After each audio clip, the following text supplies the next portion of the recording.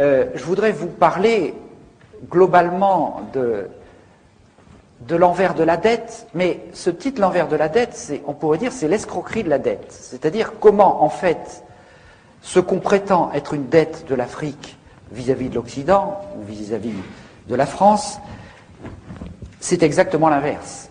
C'est exactement l'inverse, et cette dette, elle n'est pas d'abord économique, elle est d'abord politique. C'est-à-dire que je vais vous parler de politique. Je suis un économiste, parce que j'ai fait de l'économie il y a un peu plus de 35 ans, parce que je pensais que c'était comme ça qu'on luttait contre les problèmes d'injustice, d'inégalité, etc. Eh bien, aujourd'hui, je suis un économiste qui pense que ça passe d'abord par la politique, c'est-à-dire que quand vous prenez un pays comme le Cameroun, par exemple, qui est un pays riche, extraordinairement en ressources matérielles et en ressources humaines, son seul problème, c'est pas la richesse, c'est la légitimité du pouvoir. Si vous avez un pouvoir qui passe son temps à détruire tout ce que les gens fabriquent et à organiser la corruption, comment voulez-vous qu'un peuple s'en sorte? Donc les problèmes sont des problèmes de légitimité, et vous allez voir pourquoi ces problèmes de légitimité se posent. Alors avant de vous parler de la France-Afrique, je vais vous parler un tout petit peu de l'historien de longue période Fernand Braudel, qui est le plus grand historien du XXe siècle, qui a beaucoup écrit sur la Méditerranée, vous le savez sans doute, parce que ça va nous éclairer sur les enjeux, et notamment sur ce qui est arrivé à l'Afrique. Braudel décrit toute l'histoire de l'économie, mais aussi de la politique, comme une maison à 3 étages. Vous avez en bas, au rez-de-chaussée, l'économie de subsistance, de survie, d'autoconsommation, la pêche, la chasse, l'agriculture locale. L'humanité a vécu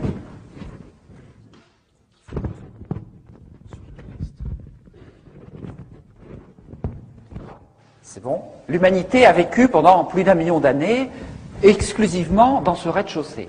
Et puis progressivement, il y a eu ce qu'on appelle l'échange local. L'image la plus achevée, c'est l'échange ville-campagne au Moyen-Âge, avec les gens qui allaient de leur campagne jusqu'à la ville dans la journée et qui rentraient le soir, et on voit bien la place du marché, etc., etc. Donc cet échange local, il a commencé il y a 10 ou 15 000 ans, il se poursuit toujours, et puis ensuite Braudel parle de l'échange au loin. C'est-à-dire que des gens ont été capables de monter des expéditions à travers des caravanes transcontinentales, à travers ensuite les navires qui allaient jusqu'en Extrême-Orient, et puis ensuite, grâce à l'essor des télécommunications, à l'essor des moyens techniques et financiers, un certain nombre de gens ont pu s'extraire du marché local pour conquérir des positions mondiales, et ces gens-là vous parlent en permanence du marché, mais en fait, leur seule ambition, c'est grâce à leurs moyens, leur super moyen de se placer en position de monopole ou d'oligopole, comme on dit, c'est-à-dire d'être un ou deux à contrôler le marché. Autrement dit, ce que décrit longuement Braudel après un travail de plusieurs décennies et dans son ouvrage majeur Civilisation matérielle, économie et capitalisme, c'est que vous avez 3 étages de l'économie, l'étage d'extrême proximité, ensuite l'échange local, et puis vous passez à l'économie monde ou à la macroéconomie, l'économie au loin. Ici, on ne pratique pas encore les règles du jeu de l'économie. Ici, on les pratique, et ici, on ne les pratique plus. Vous avez la même chose en politique. Vous commencez dans la famille et le clan. Ensuite, vous avez la démocratie locale, parce que toute la démocratie, tout le débat public a toujours été local. D'abord en contrariété au pouvoir absolu. Et puis ensuite, vous avez la macropolitique, et au niveau macropolitique, on ne pratique plus les règles de la démocratie. Si vous regardez les grands enjeux du monde, le jour où les promoteurs de la démocratie, les Américains, appliqueront à l'échelle de la planète la règle de la démocratie, un homme, une voix, vous viendrez me chercher, mais je crois que je ne serai plus là. Donc, on est dans un système où, ici, on ne pratique pas les règles du jeu de la démocratie, du débat public. Ici, on les pratique, ici, on ne les pratique plus. C'est la même chose en football. Vous apprenez à jouer au football dans la rue, dans la formelle, à côté de chez vous. Ensuite, il y a des millions de personnes qui se mettent à vouloir un arbitre et à pratiquer les règles du jeu. Et puis quand vous vous appelez Bernard Tapie ou Berlusconi, vous commencez à trouver que la glorieuse incertitude du sport, c'est bon pour les autres, mais pas pour vous. Vous avez la même chose dans d'autres domaines. Donc vous avez un mécanisme que décrit Braudel, qui est un mécanisme sociologique où l'humanité fonctionne avec un étage de proximité, puis ici on apprend à survivre, on apprend à échanger, on apprend à naviguer par des phénomènes d'initiation qui permettent de construire les différents étages, et très souvent ce qu'on appelle le capitalisme, c'est quand cet étage-là écrase les autres, parce que les autres sont tout à fait indispensables, ils sont même plus qu'indispensables, c'est-à-dire que vous avez deux types de sociétés. Les sociétés ballon de rugby, attendez, c'est un œuf, là, c'est vraiment pas... Enfin, la société ballon de rugby et la société en sablier.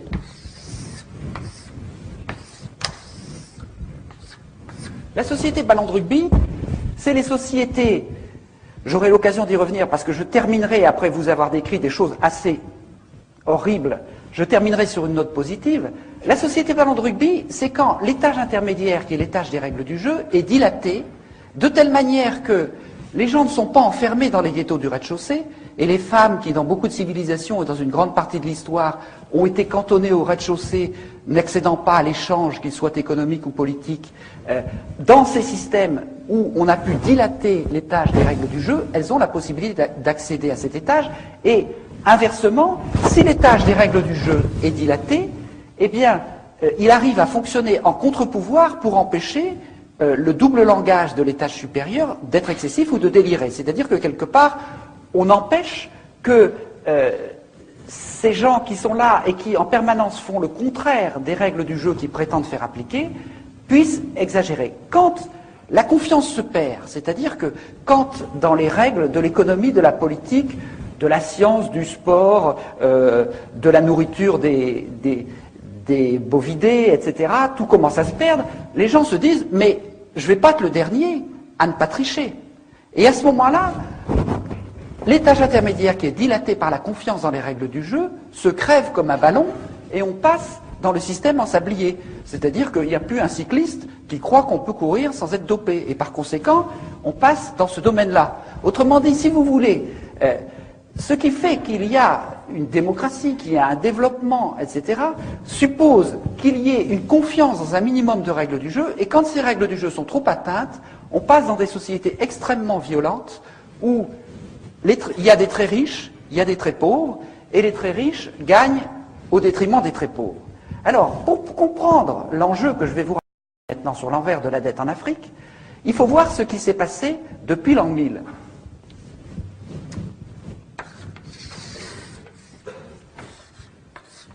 Je dessine brièvement l'Afrique.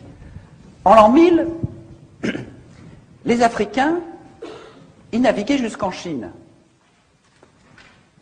Il y avait de très grands États en Afrique. À la même époque, nous, en Europe, on clapotait péniblement dans la Méditerranée. Donc, en l'an 1000, les Africains, ils avaient l'économie de subsistance, ils avaient l'échange local, et ils accédaient à l'économie monde, à la macropolitique, à l'économie monde, etc. De même, il y a tout le travail d'Anta Diop sur l'influence, enfin, le rôle des civilisations africaines dans l'Égypte, etc. Donc, tout ce mépris que nous avons et qui est au cœur de ces relations franco-africaines, ce mépris qui consiste à dire il n'y a pas de créativité politique et culturelle en Afrique, est une absurdité totale. Seulement, qu'est-ce qui s'est passé par la suite? À partir de 1500, il y a eu les Portugais qui ont encerclé l'Afrique de 1400 et quelques, 1450, en l'espace d'un siècle. Autrement dit, avec cet encerclement, et puis ensuite l'esclavage, on a capturé l'étage supérieur, l'accès à l'économie monde de l'Afrique. Ensuite, avec la colonisation, on a folklorisé l'étage intermédiaire. On l'a aliéné, l'étage de l'échange local. Et l'Afrique n'a réussi à survivre à ces 3 ou 4 siècles d'agressions épouvantables qu'en se repliant sur le rez-de-chaussée du clan, de la famille, en hypertrophiant les solidarités de cet étage. Donc ça a été quelque chose de formidable pour l'Afrique, parce que quelque part, c'est ce qui lui a permis de survivre. Et ces solidarités-là sont très importantes. J'ai écrit tout un livre sur ce fonctionnement à partir de Braudel, et on s'aperçoit bien que, en permanence, c'est de là que tout repart, c'est là que sont les gènes des civilisations, c'est de là que les valeurs d'une société peuvent repartir. Qu'est-ce que c'est que conquérir l'indépendance à partir de 1960? C'était pour les Africains reconstruire les étages qui avaient été détruits par la colonisation et l'esclavage. Et donc vous allez voir que tout ce que je vais vous expliquer maintenant de la France-Afrique, ça a été un jeu depuis 40 ans qui a consisté en permanence, par toutes sortes de moyens politiques, économiques, barbouzards ou idéologiques, de faire retomber en permanence l'Afrique dans ce niveau-là, en lui disant vous n'êtes pas capable de déployer des règles du jeu, qu'elles soient économiques, politiques, culturelles, à ce niveau-là, ni d'accéder à l'économie monde. Et donc c'est cela l'enjeu dont je vais vous parler maintenant assez brièvement. Qu'est-ce que c'est que la France-Afrique? La France-Afrique, c'est ce qui a été mis en place en 1960, au moment où De Gaulle, à cause de la pression de l'histoire, a dû accorder l'indépendance aux pays d'Afrique. Il a à ce moment-là décrété une nouvelle légalité internationale, l'indépendance. Et en même temps, il a chargé son bras droit, Jacques Foccart, de faire exactement l'inverse. Pour 3 ou 4 raisons. D'abord, pour maintenir le rang de la France à l'ONU avec un cortège d'États clients, pour maintenir l'accès aux matières premières stratégiques, le pétrole, l'uranium, ou aux matières premières juteuses comme le bois, le cacao, etc., pour maintenir le financement de la vie politique, parce que je vous parlerai tout à l'heure des chiffres de détournement de la rente pétrolière ou du bois, etc., ça représente des centaines de milliards. Et les affaires dont on vous parle en France, ce sont des lotos paroissiaux par rapport aux financements politiques qui viennent de l'Afrique. Alors, ça c'était la troisième raison. Et la quatrième, qui m'est apparue plus récemment à travers un certain nombre de travaux historiques, c'est le rôle de sous-traitant de la France dans la guerre froide au service du camp occidental, c'est-à-dire empêcher une partie de l'Afrique de basculer du côté du camp communiste. Donc, pour ces 4 raisons, De Gaulle demande à Jacques Foccart de faire exactement l'inverse de ce qu'il dit. Alors, c'est là qu'il faut comprendre le problème. C'est que si on décrète une nouvelle légalité internationale et qu'on fait exactement le contraire, ce qu'on fait est illégal, ne peut être fait que de manière occulte, cachée. Et c'est pour ça que toutes ces relations franco-africaines sont très majoritairement cachées aux yeux du public, parce qu'elles sont inavouables, puisque la nouvelle légalité, c'est l'indépendance. Autrement dit, la France-Afrique, c'est comme un iceberg. Vous avez 10% d'émergés, la France, patrie des droits de l'homme, meilleure amie de l'Afrique, généreuse, etc., toute une face immaculée dans la relation franco-africaine, et vous avez 90% d'immergés, qui est la réalité profonde de la réalité franco-africaine, qui est le système mis en place par Jacques Foccart et qui visait à maintenir la dépendance. Quels étaient ces moyens inavouables? Je vais très vite parce que je voudrais ensuite passer à l'actualité et puis aux enjeux actuels. Quels étaient les moyens parallèles, illégaux, inavouables de tenir cette relation franco-africaine? Le premier, ça a été de faire un grand ménage pour choisir des chefs d'État amis de la France, souvent d'ailleurs avec la nationalité française, parfois tout simplement des agents des services français comme Omar Bongo, qui vivent souvent en France d'ailleurs, tous ces gens-là. Donc on a choisi des proconsuls à la peau noire. On les a choisis comment? D'abord par une guerre civile épouvantable au Cameroun, qui a fait entre 100 000 et 400 000 morts, une guerre digne du Vietnam qui ne figure dans aucun manuel d'histoire. Ensuite, en assassinant les chefs d'État légitimes élus par la population, comme Sylvanus Olympio au Togo, qui a été assassiné par 4 sergents-chefs revenant de la guerre d'Algérie, dont l'un d'entre eux est toujours au pouvoir, et Yadema, tout cela sous la supervision de l'officier français qui était chargé d'assurer sa sécurité. Barthélemy Boganda, par exemple, le centrafricain, est mort dans un accident d'avion suspect, donc on a fait un grand ménage. Ensuite, les autres, on les a promus par la fraude électorale ou par la corruption, les moyens classiques. Il n'y en a qu'un seul qui a résisté, qui est Sékou Touré, mais qui a connu tellement de vrais complots en l'espace de 2 ans qu'il a fini par en voir défaut et par devenir paranoïaque, donc par être écarté quelque part du jeu. Donc, on a mis en place un certain nombre de chefs d'État amis et on a pu tenir ce système par un ensemble de mécanismes parallèles que je n'ai pas beaucoup le temps de décrire, mais sur lesquels on reviendra si vous voulez. C'est une présence mercenaire, mais ces mercenaires comme Audenard, c'était déjà des vrais faux mercenaires, puisque chaque fois qu'il avait un procès, l'ensemble des services secrets venait dire « Mais monsieur Audenard travaille pour vous, pour nous. Ce n'est pas un mercenaire, c'est un corsaire de la République. » Donc on voit bien que c'était des moyens occultes qui en fait ne trompaient pas grand monde. Mais il y a d'autres moyens beaucoup plus subtils, beaucoup plus forts.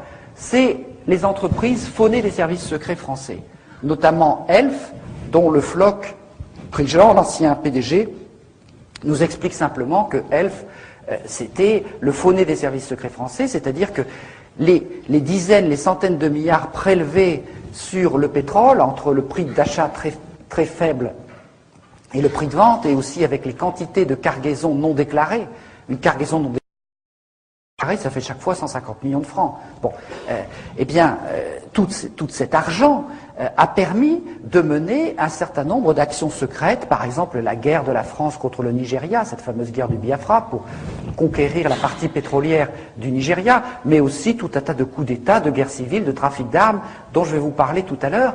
Et tout cela a été alimenté par un certain nombre de circuits financiers parallèles, par les surfacturations des gros chantiers, par un certain nombre de petites entreprises de sécurité dans l'environnement pétrolier qui faisaient payer 3 fois leurs prestations et qui étaient dirigées par des gens comme Denard. Donc la différence servait à leurs bonnes œuvres. Ou bien les missions de coopération, nous en avons eu la preuve, avaient des petites sociétés barbouzardes qui leur facturaient 3 fois le prix pour se mettre de côté la différence et puis pouvoir mener leurs actions parallèles. Donc on a mis tout un tas de mécanismes qui permettaient de pomper le fric, si vous voulez, des pompes à fric, qui permettaient de tirer une bonne partie de la substance de la rente des ressources africaines et de l'extraire, notamment, grâce au franc CFA. On vous dit toujours le franc CFA, c'est un cadeau fait à l'Afrique. Le franc CFA, ça veut dire colonie française d'Afrique, je vous rappelle. Bon. Le franc CFA, étant donné que c'est un franc convertible, ça permettait de manière très simple que quand on faisait un don ou un prêt à l'Afrique, eh bien l'avion repartait aussi vite de Yaoundé ou de Lomé pour aller en Suisse, et là les billets neufs, grâce à la convertibilité du franc CFA, étaient transformés en devises et partagés entre le décideur français et le responsable africain. Une partie de la dette de l'Afrique qui s'explique comme ça. Bon, mais c'est vrai, ça c'est le mécanisme le plus simple, il y en a d'un peu plus compliqué, c'est toujours le même principe. La convertibilité du franc CFA a été l'instrument le plus sûr d'extraire une grande partie des ressources de l'Afrique. Et quand je parle de la rente des matières premières, il faudrait rajouter la rente de l'aide publique au développement, parce que si nous en sommes arrivés là, c'est que pendant 10 ans on s'est battu pour faire en sorte que les 40 milliards d'aide publique au développement, de nos impôts, que nous croyons servir pour l'aide publique au développement, aillent au moins en partie à destination. Et quand on s'est aperçu que ce n'était pas possible, on s'est dit, il y a quand même un vrai problème. Il y a 98% de ces 40 milliards qui sert à autre chose qu'à lutter contre la pauvreté. Il y en a la moitié qui est détournée, une autre moitié qui sert des objectifs de prestige ou de politique d'influence, et il y en a à peine 2% qui sert à lutter contre la faim ou les problèmes de pauvreté. Nous avons fait une statistique qui montre que quand vous comparez l'aide publique française par habitant avec la richesse d'exportation des pays, eh bien plus le pays est riche, plus il est aidé. Alors, on ne va pas vous dire que c'est pour lutter contre la pauvreté. Plus il est pauvre, moins il est aidé. On voit bien à quoi ça sert et où va l'argent. Je n'ai pas le temps de développer ça, mais il faut bien voir que toute cette politique qui a été mise en place, donc à la fois de pillage par des moyens occultes, de présence barbouzarde. Alors, chaque chef d'État avait à côté de lui un officier de la DGSE qui était chargé de veiller à la sécurité de ce chef d'État ou le débarquer du jour au lendemain quand il avait cessé de plaire. Un Amani Diori au Niger, par exemple, le jour où il est venu l'idée de vendre de l'uranium à autre chose que la France, il a été débarqué immédiatement. Quand Denard a débarqué aux Comores en 1995, il y avait des officiers de la DGSE qui étaient chargés de la protection du président en place. Eh bien, ils se sont retirés pour laisser partir le président, parce que ce président-là, Johar, avait cessé de plaire. Donc, on voit bien qu'on est dans un mécanisme du degré zéro de l'indépendance, que ce soit au niveau politique, au niveau monétaire, Au niveau économique, au niveau militaire, là non plus, je n'ai pas le temps de développer, mais tous les généraux, les officiers sont formés en France, recrutés, n'ont une carrière rapide que ceux qui entrent dans les cercles d'initiés, et ces généraux deviennent assez souvent d'ailleurs chefs d'État et sont dans un copinage permanent avec les réseaux militaires de la France-Afrique. Donc on est dans un mécanisme de captation de la dépendance totale. Pour vous donner un dernier exemple, qui est le plus caricatural, enfin peut-être pas, mais le plus actuel, c'est ce qui se passe au niveau des élections depuis 1990. Parce que, vous comprenez, dans la mesure où on met ici en place des chefs d'État amis, et on leur dit, enrichissez-vous, confondez l'argent public et l'argent privé, donnez l'exemple de la corruption. Dans la mesure où on dit ça à ces gens-là, on comprend bien que le développement, il n'a pas été très loin. Si vous passez du service public qui restait un tout petit peu au moment des indépendances au self-service public généralisé, si vous avez cette corruption qui monte, en plus la baisse du cours des matières premières, et puis ensuite, je vous expliquerai le scandale de la dette, vous voyez bien que ces dirigeants, quand est arrivée en 1990 une incroyable poussée démocratique en Afrique, ils ne pouvaient pas dire au peuple « élisez-moi parce que je vais faire le bien et le développement du peuple ». Et à ce moment-là, ils se sont mis, et j'en dirai quelques mots, à utiliser l'arme ultime du politique, qui est l'arme du bouc émissaire, l'arme de la manipulation de l'ethnisme, en disant si vous votez pas pour moi, ce sera l'ethnie détestée qui va venir prendre la place à ma place, et c'est ce qui s'est passé exactement au Rwanda, ce qui a failli se passer en Côte d'Ivoire, et qui menace un certain nombre de pays d'Afrique. Mais pour assurer en même temps la continuation de ces régimes usés, mis en place par la France-Afrique, on a trouvé une formule extraordinaire de coopération en iceberg. Mitterrand a déclaré en 1990 « Vive la démocratie en Afrique », je résume, on va vous aider, on va vous fournir des urnes transparentes, des bulletins, pour que le peuple puisse élire ses dirigeants. Alors les gens se sont mobilisés de manière incroyable autour des urnes pour empêcher qu'on les bourre jour et nuit. Ils ont voté à 70-80% pour chasser le dictateur.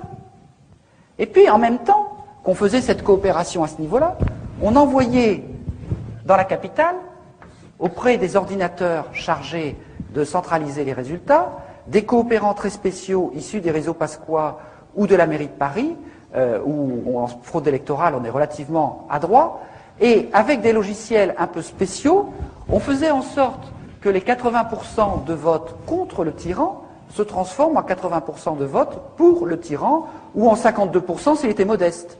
Donc, et cela, ça s'est passé dans 50 élections majeures en Afrique, au sud du Sahara. Il n'y a eu que 2 ou 3 exceptions au début, quand la France-Afrique a été prise par surprise au Bénin, au Congo-Brazzaville, etc. Et puis, 2 ou 3 à la fin, quand des peuples ont trouvé la parade. Au Niger, par exemple, il y avait un dictateur installé par Focard, il a été renversé, la France a hurlé à l'interruption du processus démocratique, n'est-ce pas, puisque le dictateur a été renversé.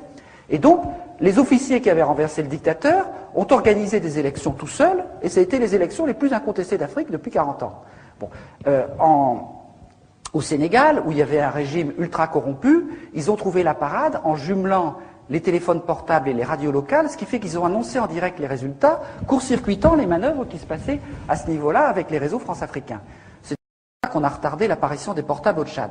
Bon, donc, on a mis en place un tas de systèmes qui permettaient, et c'est le cas, je ne vais pas vous détailler toutes ces élections, mais ceux qui connaissent un peu l'Afrique le savent, ça a été le cas au Cameroun, au Gabon, au Togo, à Djibouti, en Mauritanie, encore récemment au Bénin, et c'est ce qui est en train de se jouer à Madagascar, où il se passe des choses absolument extraordinaires au monumental, où il y a un mouvement depuis 3 ou 4 mois pour affirmer la légitimité d'une élection contre une pseudo-légalité d'une commission constitutionnelle totalement bidon. Et si le peuple de Madagascar gagne, c'est quelque chose de très important pour l'Afrique parce que ça va donner des tas d'idées à beaucoup de gens.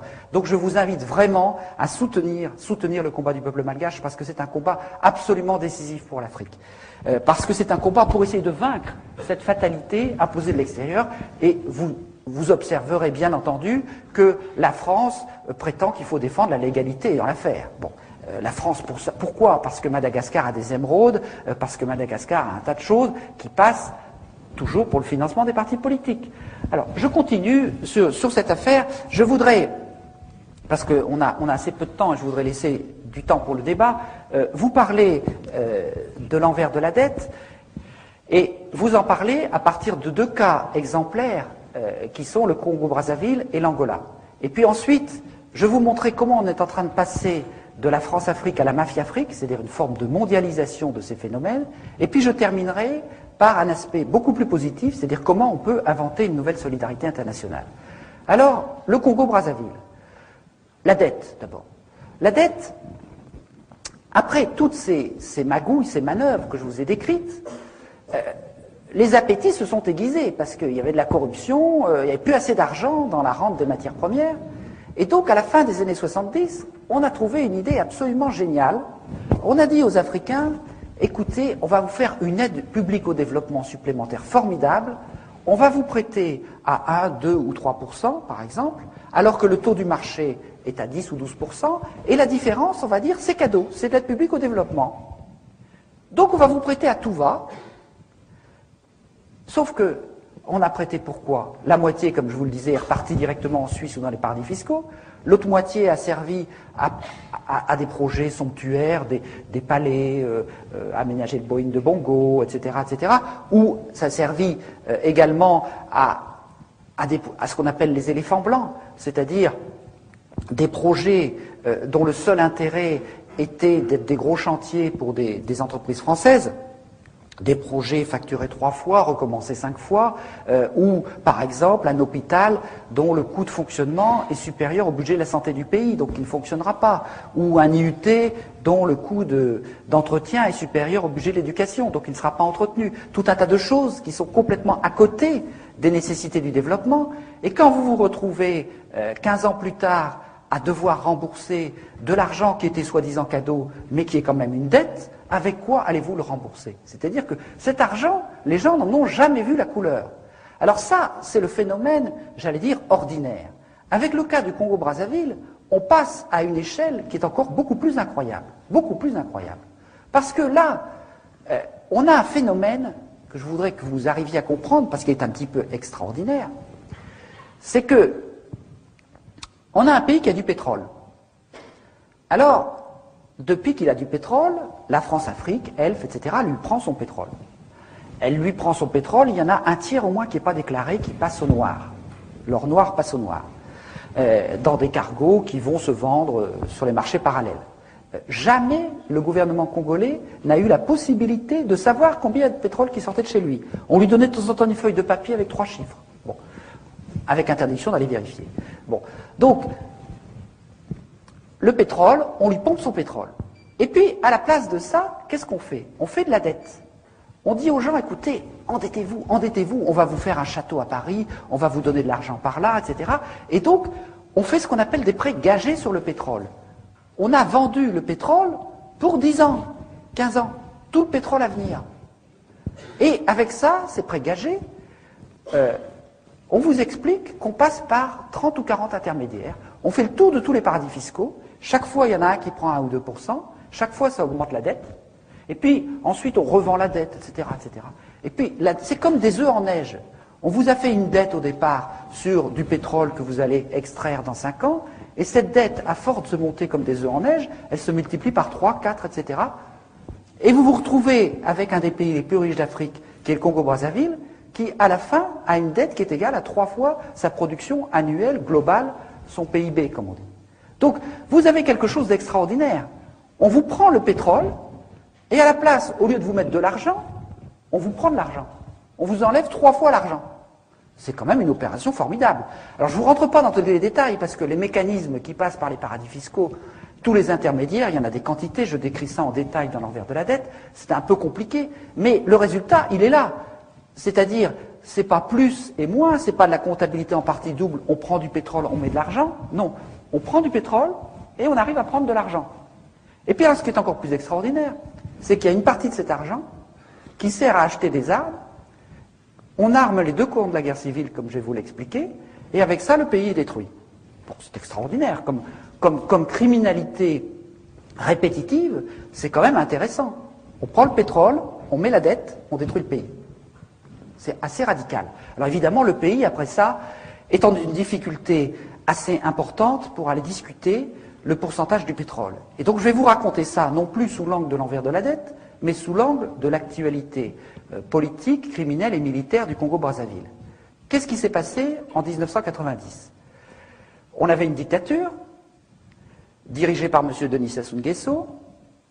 M. Denis Sassou Nguesso, c'est un personnage assez folklorique, anti-impérialiste, développant des discours sur l'inégalité, le marxisme, etc., etc. Mais le Floch a une phrase magnifique, il dit « Le Congo a été un temps marxiste toujours sous contrôle d'Elf ». C'est-à-dire qu'il y avait un agent des services français qui était déguisé en marxiste et qui était en fait le contrôleur d'Elf. Bon, alors cet agent-là, c'était monsieur 17%. Pourquoi ? Parce qu'il demandait pour son pays que 17% du pétrole. C'était quand même un monsieur bien confortable. Alors, par ailleurs, il touchait de l'argent grâce à tous les détournements, mais ça, c'est une autre affaire. Pour Elf, ça ne coûtait que 17% du pétrole déclaré. Alors, il y a un grand mouvement démocratique qui apparaît à partir de 1990. Les gens se réunissent en conférence nationale souveraine, c'est un peu comme 1789, tout le peuple se met ensemble, on élabore une nouvelle constitution, on veut redémarrer la vie politique et démocratique du Congo-Brazzaville. À ce moment-là, les gens se disent, mais on voudrait quand même un petit peu plus d'argent du pétrole, on va demander le double, 33%. C'est insupportable à Elf, et on a trouvé la preuve dans les coffres-forts d'Elf, ce qui est rarissime, lors d'une perquisition menée par les juges Joly et Wisniewski, d'un coup d'État préparé aussitôt pour renverser la démocratie par Elf, le réseau Pasqua et le réseau Focard. On a trouvé les détails de la préparation. Ce coup d'État a échoué, un président a été élu, certes imparfait, qui a beaucoup de reproches à se faire, mais au moins c'était l'élu de la population. Mais pendant ce temps-là, et là j'ai pas le temps de vous raconter cette histoire qui est assez compliquée, mais aussitôt, les réseaux France-Africains, les réseaux Pasqua, Focard, Chirac, etc., tout le monde s'est employé à remettre en place monsieur 17%. Oui, j'ai oublié de dire que, après la conférence nationale souveraine, monsieur Sassou Nguesso s'est présenté aux élections, il a eu 17%. Donc c'est vraiment monsieur 17%. Donc, monsieur 17%, il fallait le remettre en place. Donc, comment on a fait ? On a commencé à larguer des armes. Monsieur Sassou Nguesso a un gendre assez riche, un voisin qui s'appelle Omar Bongo, président du Gabon. Monsieur Sassou Nguesso a des relations dans toute la classe politique française, depuis l'extrême droite jusqu'à l'extrême gauche. On a commencé à larguer des armes. On a une préparation politique qui a été faite également depuis la mairie de Paris, par un certain monsieur Probst, enfin je passe sur les détails. Et en 1997, donc une guerre civile se déclenche pour renverser le pouvoir qui avait été établi par le renouveau démocratique du Congo-Brazzaville. La guerre civile a duré 4 mois. Pour renverser le régime en place, je suis obligé de vous dire la liste de tous ceux qui ont participé parce que c'est assez incroyable. Il y avait toute une partie de l'armée qui était fidèle à Sassou Nguesso, des miliciens qui ensuite vont commettre une série de crimes contre l'humanité qu'on appelait les Cobras. Mais la France a amené 1000 soldats tchadiens pour aider. Il y avait une partie de la garde présidentielle de Mobutu, de sinistre mémoire, qui s'était repliée de l'autre côté du fleuve, donc à Brazzaville, qui a contribué à combattre aux côtés de Sassou Nguesso. Il y avait toute une partie de l'armée qui venait de commettre le génocide au Rwanda 3 ans auparavant, qui s'était réfugiée comme par hasard au Congo-Brazzaville, en France-Afrique, et qui a contribué également aux côtés de M. Sassou Nguesso. Un certain nombre de mercenaires dont je vais vous parler tout à l'heure. Et puis, pour finir, l'armée angolaise qui est venue envahir le Congo pour achever de réinstaller le dictateur. Alors, l'armée angolaise, c'est quand même pas rien. C'est là que, bon, il faut voir la désinformation que nous subissons. Vous savez, vous avez peut-être entendu des présidents, ces temps derniers, vous expliquer que la France n'intervenait plus jamais militairement en Afrique. Eh bien, vous avez peut-être aussi entendu parler, parce que je veux aussi en reparler, de l'Angola Gate, c'est-à-dire de ce scandale de fourniture d'armes à un pays en guerre civile, l'Angola, par le réseau Pasqua, M. Falcon, M. Guedamac, M. Marchiani, etc., etc. Eh bien, Marchiani a déclaré devant le juge, mais attendez, c'est pas une affaire subalterne, cette affaire. Nous avons négocié avec l'Angola pour lui fournir des armes, et en contrepartie, Il a dit ça au juge. En contrepartie, l'armée angolaise allait intervenir pour les intérêts de la France dans les guerres civiles des deux Congos, le Congo-Brazzaville et le Congo-Kinshasa. Ce sont les deux guerres civiles les plus meurtrières d'Afrique en ce moment, ou qui ont été les plus meurtrières. Donc sans que vous le sachiez, sans que le Parlement le sache, eh bien il y a eu la France, par Angola interposé, par Tchadien interposé, par Mobutuiste interposé, etc., a mené une guerre qui a contribué à détruire le Congo-Brazzaville. Et je n'ai pas le temps de développer, mais dans cette guerre, les deux camps de la guerre civile ont été armés par des trafiquants d'armes liés aux pétroliers avec l'argent de la dette. Si je continue, M. Sassou Nguesso, M. 17% revenu au pouvoir et recommençant les mêmes pratiques, la guerre civile, un bout de guerre civile, renaît un an plus tard. Et entre décembre 98 et décembre 99, le rouleau compresseur angolais, tchadien, les miliciens, etc., les mercenaires dont je vous parlerai, ce rouleau compresseur a fait au Congo-Brazzaville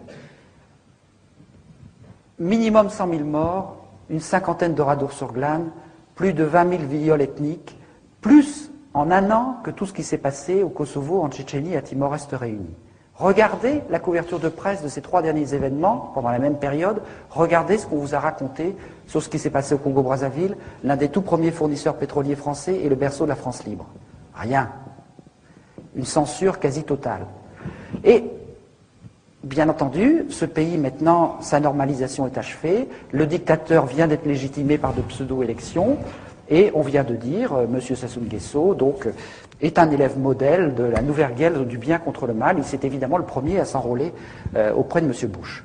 Parce que dans cette affaire, évidemment, les Américains étaient tout à fait d'accord. Alors, simplement, pour vous donner encore un tout petit exemple, j'ai essayé d'accélérer parce que j'ai beaucoup de choses à vous dire, mais pour vous donner un tout petit exemple du fonctionnement de la France-Afrique, dans cette affaire-là, il y a eu tout un tas de mercenaires français, et ça c'est quelque chose de très inquiétant pour la démocratie, parce que tous les grands pays occidentaux, aujourd'hui, pour ne plus intervenir militairement officiellement, sont en train de développer dans des proportions considérables des sociétés de mercenaires qui pourront échapper aux lois de la guerre, mais qui sont en fait complètement contrôlées par les services secrets. Et il y a deux types de vrais faux mercenaires. Il y a eu un triplement depuis 1990 du nombre des soldats qu'on pourrait appeler des forces spéciales, qui dépendent maintenant directement du commandement des opérations spéciales, le COS, qui est rattaché hors hiérarchie à la présidence de la République. Autrement dit, depuis 1990, le président de la République française dispose de sa garde présidentielle comme n'importe quel chef d'État africain. Et il peut mener des guerres secrètes, ce qu'il a fait au Rwanda et ce que Chirac a fait au Congo-Brazzaville. D'ailleurs, le ministre de la Coopération français a vendu la mèche dans Jeune Afrique. Il a dit qu'il y a vraiment beaucoup trop de confusion au Congo-Brazzaville, parce qu'il y a quantité de mercenaires français qui ont à peine eu le temps de quitter l'uniforme qu'ils portaient hier. Parce que c'est tout simplement des militaires des forces spéciales qui se déguisent en mercenaires, qui font un intérim de mercenariat et qui porteront à nouveau leur uniforme demain. C'est quand même tout à fait gênant. Mais il y a encore pire. Il y a tous les mercenaires d'extrême droite qui sont répandus à travers toute l'Afrique et dont le vivier est constitué par la garde présidentielle de Jean-Marie Le Pen, le DPS, Département Protection Sécurité. Il y a 1700 hommes là-dedans, anciens gendarmes, anciens militaires, anciens policiers. Toutes les sociétés de mercenaires françaises recrutent parmi ces 1700 hommes. Il y a au moins une quinzaine de sociétés de mercenaires, et quand nous sommes plaints de la présence de ces mercenaires au Congo-Brazzaville, au ministère des Affaires étrangères, on nous a dit, mais il faut respecter la liberté du commerce. Alors, ces sociétés, pour voir un peu de quoi il s'agit, il faut que je vous raconte très brièvement l'histoire de Bernard Courcelles. Bernard Courcelles est un officier du plus secret des services de renseignement français, qui s'appelle la sécurité militaire ou la DPSD. La DPSD est chargée entre autres du contrôle des trafics d'armes et des mercenaires. En 1980, il démarre sa carrière avec un certain Bruno Gollnisch, qui a fait une autre carrière par la suite. Bernard Courcelles, chargé de contrôler les mercenaires, il crée sa société de mercenaires avec son frère, qu'on verra ensuite dans les 15 années à venir. Ensuite, il est chargé de la sécurité de l'entreprise Lucher, qui fournit des armes à l'Irak et à l'Iran pendant toute la guerre des années 80. car la stratégie occidentale, c'était que la guerre dure le plus longtemps possible. Ensuite, je passe quelques épisodes, en 1990, il devient en quelque sorte le garde du corps de Madame Mitterrand-Bis, Anne Pajot. Madame Mitterrand-Bis était conservatrice du musée d'Orsay, et pas du Quai d'Orsay, pardon. Et Monsieur Bernard Courcel a été chargé de la sécurité du musée d'Orsay. Quand on sait les dizaines de millions, pour ne pas dire les centaines de millions, que Mitterrand a dépensé pour garder le secret de sa vie privée, on peut difficilement imaginer un personnage plus près du cœur du pouvoir. Or, sans transition, en 1994, M. Bernard Courcel est nommé directeur de la garde présidentielle de Jean-Marie Le Pen. Il passe de Mme Mitterrand-Bis à Jean-Marie Le Pen sans transition, et pendant 6 ans, il va être le directeur de ce vivier de mercenaires, qui l'enverra un peu partout, en Afrique et ailleurs. En 1999, il devient directeur de la garde présidentielle de M. Sassou Nguesso au Congo-Brazzaville, qui venait de commettre une série de crimes contre l'humanité, et 2 mois plus tard, directeur de la sécurité des installations pétrolières françaises au Gabon, un poste tout à fait marginal. Donc vous voyez cette espèce de glissement entre Mitterrand, les trafics d'armes, les mercenaires, la garde présidentielle de Le Pen, la sécurité des installations pétrolières, ça a quelque chose de tout à fait hallucinant. Et vous avez peut-être vu récemment sur France 3, après un interview dans Libération, qu'un repenti de chez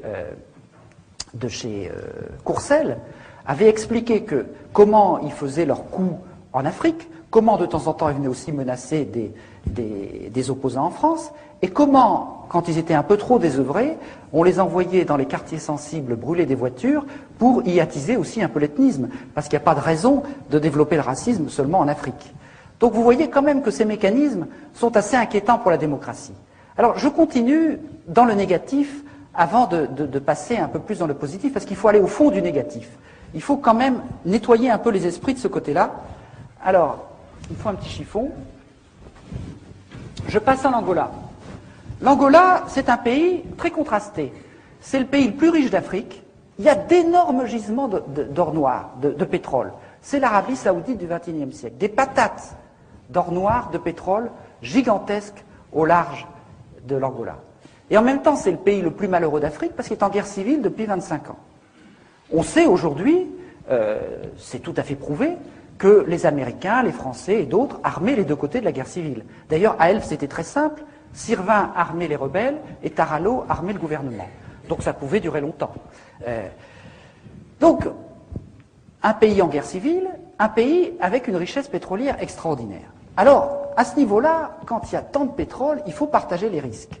On fait ce qu'on appelle des consortiums, c'est-à-dire des camemberts. Donc vous avez une grande patate d'or noir qui va produire 3-4 millions de tonnes, et vous avez ceci qui n'est pas un signe de paix, 43% pour Total Elfina, 43% pour une société anglo-saxonne, Chevron, Exxon ou tout ça, parce qu'évidemment, l'opposition, la guéguerre franco-américaine ou franco-britannique, c'est de la propagande à usage subalterne. Quand il s'agit de choses sérieuses, on s'entend. Mais le plus intéressant, c'est ce qui se passe ici. C'est-à-dire, il y a 10% pour une société qui s'appelle Falcon Oil. Alors, Falcon Oil, c'est M. Falcon qui a enlevé un nœud et qui a fondé une société pétrolière aux États-Unis. Il n'est pas plus pétrolier que vous et moi, mais lui, le pasquoyen anti-américain, s'est installé à côté de Bush et était le plus gros contributeur de la campagne électorale de Bush. Puis à côté, vous avez une société de mercenaires israéliens, Levdan, et ce type de schéma, avec d'autres sociétés, vous le retrouvez dans toutes les patates d'or noir.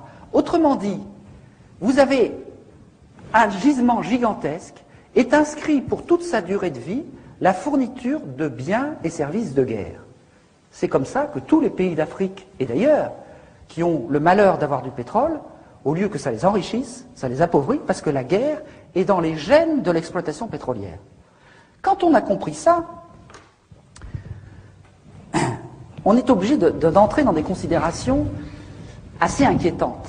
C'est-à-dire que, en fait, tous ces gens, les Marchiani, les Falcon, les Guedamac, les Sirvin, etc., ces gens-là qui sont dans le pétrole, ils sont aussi dans les ventes d'armes. C'est pour ça que l'affaire Elf est une affaire de trafic d'armes. Pourquoi, quand on parle d'affaire Elf, c'est l'affaire des frégates de Taïwan? Mais parce que c'est exactement la même chose. Tout l'argent du pétrole, une grande partie de l'argent du pétrole, passe par les paradis fiscaux. Une grande partie passe par des circuits opaques et occultes. Or, les armes, c'est la même chose. Il y a entre 25 et 50% de commissions. Tout passe par les paradis fiscaux. Et donc, puisque c'est les mêmes tuyaux, c'est les mêmes gens qui s'en occupent. Ces gens-là, ils font à la fois dans le pétrole et dans les armes. C'est d'autant plus pratique qu'il y a une partie de l'argent du pétrole qui sert à acheter des armes. Et tout ça constitue des cagnottes considérables. Pourquoi? Parce qu'il n'y a pas seulement les armes et le pétrole. Tous ces gens-là dont je viens de vous parler, ce sont soit des agents des services secrets, soit des honorables correspondants des services secrets. M. Falcon et M. Guedamac étaient protégés par la DST. M. Guedamac est aussi dans l'orbite de l'ancien KGB, du Mossad. M. Falcon est très proche des États-Unis. Tous ces gens-là, ils sont multicartes des services secrets. Alors, qu'est-ce que ça veut dire en fait? Ça veut dire que depuis la guerre froide notamment, l'ensemble des services secrets des deux camps ont toujours eu des besoins de financement très supérieurs à ce que leur votaient les parlements. Et par conséquent, depuis toujours, ils se sont constitués des cagnottes en trafiquant, en magouillant dans le pétrole, dans les armes, mais on pourrait aussi dire les diamants, la forêt, etc. Donc vous avez une sorte de triangle. Armes, pétrole, services secrets. Et puis, en fait, quand vous regardez de près, ça va plus loin. C'est pas seulement les armes, le pétrole et les services secrets, c'est aussi branché complètement sur les circuits de blanchiment qu'on a en Afrique, à travers la Corse Afrique des Jeux, Paris et Casino, dont on entend parler en ce moment, et qui a les mêmes comptes en banque et les mêmes circuits, très branchés sur le pétrole aussi. Parce que depuis toujours, les services secrets, dans leurs manœuvres, vous le savez bien depuis la guerre d'Indochine qui était financée à moitié par le trafic de l'opium, vous le savez bien aussi que, je l'ai expliqué sans que Pasqua n'ait jamais osé m'attaquer en diffamation, que c'est lui qui a créé la French Connection pour faire un petit peu des bonnes œuvres des services secrets, etc., etc. C'est-à-dire qu'on arrondit les angles du côté, les magots, plus exactement, on arrondit les magots du côté d'un certain nombre de trafics, drogue, faux monnayage, etc., etc. Alors, tout cela, ça constitue des sommes d'argent parallèles, de manœuvres qui permettent de renverser des gouvernements, qui permettent de faire des politiques parallèles dans un certain nombre de pays, tout à fait inquiétant. Mais ce qui est encore plus inquiétant, et je vais finir par là ce que je vais vous dire sur l'Afrique avant de rebondir sur autre chose, c'est le passage de la France-Afrique à la mafia-Afrique. Parce que dans cette histoire de l'Angola, vous avez le pourboire pour Jean-Christophe Mitterrand, 13 millions, vous avez 3 milliards pour Guedamac, 3 milliards pour Pierre Falcon, et quand vous passez à Guedamac, c'est 30, 40, 50 milliards qu'on commence à entrevoir. Pourquoi? Parce que Guedamac est en quelque sorte le représentant de cette énorme masse financière que certains appellent la mafia russe, mais qui est tout simplement le pillage de la Russie qui s'est produit en l'espace de 4 ans entre 1989 et 1993. Au moment où le mur allait s'effondrer, le KGB et la nomenclature russe, en l'espace de 4 ans, ils ont bradé à 10% de sa valeur les énormes stocks stratégiques d'aluminium, d'engrais, de diamants, de pétrole et les armes de l'armée rouge qui étaient en quantité considérable. Ils les ont vendus à 10% de leur valeur pour que la différence puisse être placée dans les paradis fiscaux en Suisse et ailleurs. Et cette somme-là, ça représente 500 milliards de dollars. Avec cet argent-là, ces gens-là qu'on appelle aujourd'hui les nomenclaturistes ont racheté la Russie, et ils ont racheté une partie de la Côte d'Azur, et ils ont racheté aussi une partie du pétrole en Angola. Ils ont fait un certain nombre de trafics. Ils ont même été jusqu'à racheter la plus vieille banque américaine, la Bank of New York. Alors là, les Américains ont dit stop quand même. On veut bien jouer avec vous, mais il y a des limites. On n'a pas vaincu l'URSS pour que vous veniez racheter nos banques. Donc, à ce moment-là, ils leur ont dit, mais les 10 milliards les 10 milliards de dollars d'argent du FMI, ils ne seraient pas disparus par hasard? Alors, effectivement, ils étaient disparus. Et disparus par ce circuit-là.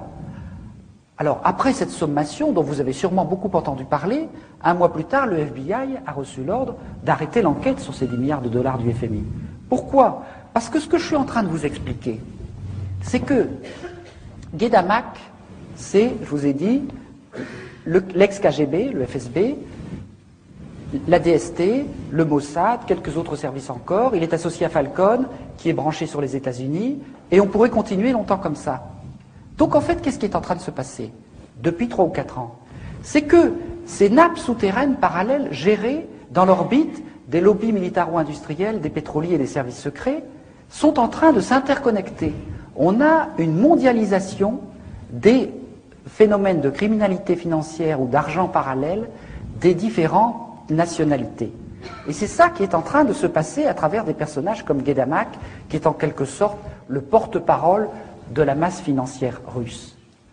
Donc on s'aperçoit qu'on est en train d'assister à une espèce de prise de contrôle extrêmement dangereuse, parce que la France-Afrique, qu'est-ce que c'était? C'était une raison d'État mise en place par De Gaulle avec avec des pratiques de voyous, des pratiques illégales de voyous. Mais quand vous avez des gens qui pendant 40 ans font des pratiques de voyous, eh bien ils deviennent des voyous. Un Sirvin, qui est un honorable correspondant des services secrets, il dit, mais j'ai de quoi faire 20 fois sauter la République, j'ai de quoi me payer toute la classe politique, ce qu'il a fait. Donc ce n'est plus la classe politique qui commande aux services secrets, c'est ces gens-là qui se mettent à commander à la classe politique. Donc tout ça est extrêmement inquiétant par rapport à notre démocratie, outre que ça contribue à détruire l'Afrique et à lui coller des dettes qui n'ont ni queue ni tête. Bon. Mais je voudrais maintenant terminer assez rapidement en passant sur l'enjeu politique majeur qui est derrière tout ça. Derrière tout ça, il y a d'abord le problème de l'accélération incroyable de la délinquance, de la criminalité financière, de la dérégulation financière, qui est en train de constituer un gouvernement parallèle du monde. Bon. Et une partie des événements récents s'explique aussi par cela. J'espère que certains d'entre vous ont lu Révélation ou la boîte noire, parce que tout ça est parfaitement expliqué là-dedans. En fait, tout cela, la criminalité financière, peut paraître mystérieux, mais ce n'est pas si compliqué que ça. En fait, qu'est-ce qui est en train de se passer dans cette mondialisation négative? C'est que, autrefois, pourquoi avons-nous été capables de dilater cet espace intermédiaire, je vais y revenir tout à l'heure, de construire des biens publics en France, etc. C'est parce que quand dans un État-nation, il y a des gens qui fraudent ou qui font de l'escroquerie, la police, la justice ou le fisc a la possibilité d'aller contrôler leur compte en banque. Aujourd'hui, c'est totalement impossible dans le cadre de la mondialisation. Le juge Van Ruymbeck vous explique qu'un mafieux qui place 10 millions de dollars d'argent de la drogue en Suisse, à Genève ou à Lugano, en 24 heures, il crée 4 sociétés écrans dans 4 paradis fiscaux, il fait 4 virements, et si un juge vient le savoir par miracle, il lui faut 1 an et demi pour remonter chaque virement. C'est-à-dire 6 ans pour remonter ce que quelqu'un a déplacé en 24 heures. Par conséquent, on est dans un système d'impunité totale. Et il n'y a aucune raison que ça s'arrête. Aujourd'hui, la moitié des transactions financières internationales passent par les paradis fiscaux. 1000 milliards de dollars chaque année d'argent du crime rentrent dans le système bancaire, y compris dans les plus grandes banques françaises. Et dans l'envers de la dette, j'explique que les 3 des principaux établissements bancaires français, le Crédit Agricole, la Société Générale, la BNP Paribas, sont profondément impliqués dans ces mécanismes de destruction de l'Afrique. Bon. Donc, vous voyez que on est dans un mécanisme totalement dérégulé, et ce que vous explique très bien Denis Robert dans ses livres Révélation et la boîte noire, c'est que tout ça n'est pas si mystérieux que ça, qu'on peut d'ailleurs probablement lutter contre assez facilement, parce que tout ça est rassemblé dans 2 chambres de compensation mondiales, l'une à Bruxelles, l'autre à Luxembourg, qui s'appelle Euroclear et Clearstream, et que dans ces cocottes minutes de la finance mondiale, eh bien, ils ont découvert que la moitié des comptes étaient non déclarés et étaient dans les paradis fiscaux. Autrement dit, ces chambres de compensation, qui sont des coopératives des plus grandes banques mondiales, là-dedans, il y a la moitié des comptes qui sont non déclarés. Et il y a même tout un tas des opérations qui se font par des circuits parallèles dans l'informatique de ces établissements. Alors ça, c'est à la fois tout à fait désespérant, mais c'est aussi plein d'espoir. Parce que dans l'histoire des contre-pouvoirs dont je vais commencer à vous parler, très souvent, on a retourné comme un gant quelque chose qui avait été créé par des pouvoirs ennemis. Le Parlement qui avait été créé comme Conseil du roi a été transformé en Assemblée nationale. Eh bien, ces chambres de compensation qui gèrent la finance mondiale, il suffirait d'une volonté politique européenne pour les transformer en banque centrale sous contrôle public. Et à ce moment-là, on aurait les traces de toutes les opérations de criminalité dont je viens de vous parler, et je n'ai malheureusement pas le temps de vous expliquer que nous sommes en train de découvrir, avec les gens qui se battent contre la dette, tout un tas d'instruments juridiques qui permettent de faire des procès à ceux qui ont accordé la dette pour montrer non pas qu'il faut remettre la dette, mais que la dette est nulle pour toutes sortes de raisons juridiques. Il y a tout un tas de précédents juridiques qui ont été trouvés et qui montrent qu'on peut tout à fait attaquer les différents éléments de la dette devant des tribunaux occidentaux et qu'on a des chances, en fonction d'un certain nombre de précédents historiques et juridiques, de pouvoir montrer que toute cette escroquerie est nulle juridiquement. Donc, là aussi, c'est l'envers de la dette. Parce qu'on ne va pas se contenter de demander la charité et l'annulation de la dette, on va pouvoir l'attaquer. Et on va pouvoir l'attaquer notamment en allant chercher les preuves de toutes les transactions dans ces chambres de compensation qui se trouvent à Luxembourg ou à Bruxelles, sauf si par hasard elles brûlent un jour, ce qui pourrait arriver. Alors, je finis simplement sur les éléments positifs, avant de vous laisser la parole, en vous disant que, dans notre histoire, on n'a pas fait que des choses négatives. En 200 ans, on a quand même été capable, et je suis obligé de caricaturer très vite pour laisser un peu de place au débat, on a été capable quand même de construire à l'échelle nationale ou européenne un petit peu de biens publics. En 1815, on avait à peu près 15% de biens publics en France sur un petit gâteau national, une petite production nationale brute. On avait un peu de police, la police, oui, une justice de classe, quelques routes, etc. 150 ans plus tard, 200 ans plus tard, on a à peu près 45% de biens publics. C'est-à-dire qu'il y a eu tout un mouvement social, des luttes sociales, qui ont exigé de la dignité, qui ont demandé de l'éducation, de la santé, des retraites, du droit du travail, des congés payés, etc. C'est-à-dire qu'il y a eu tout un combat pour la dignité, qui s'est fait difficilement sur la durée, mais qui a eu pour objectif de dire, mais attention, dans la richesse qui est produite, il y a de la richesse qui est marchande, des biens privés, mais il y a aussi de la richesse qui ne doit pas être de la marchandise, qui est beaucoup trop importante. C'est-à-dire ce qui nous fait exister, ce sont des choses beaucoup plus importantes que ce qui nous fait produire. Et même aujourd'hui, il n'y a plus personne à la Banque mondiale, contrairement à ce que vous croyez, qui ose défendre le principe, ou contester le principe, qu'un peuple bien éduqué et en bonne santé est plus efficace économiquement qu'un peuple malade et analphabète. C'est-à-dire que un niveau de biens publics suffisant est absolument indispensable, y compris pour la prospérité économique. Mais pas seulement. Tous les pays qui sont classés en tête aujourd'hui en matière de développement humain, un indice statistique qui ne comprend pas que la seule richesse économique, eh bien tous ces pays ont au moins 35 à 40% de biens publics. Donc on voit bien que ceux qui se battent pour le maintien d'un haut niveau de biens publics se battent en fait pour des biens de civilisation, des biens de dignité. Ce qui fait que dans un pays, tout le monde et tout n'est pas à vendre. C'est-à-dire que le phénomène de création des biens publics a eu aussi un phénomène de dilatation, d'expansion de la richesse globale.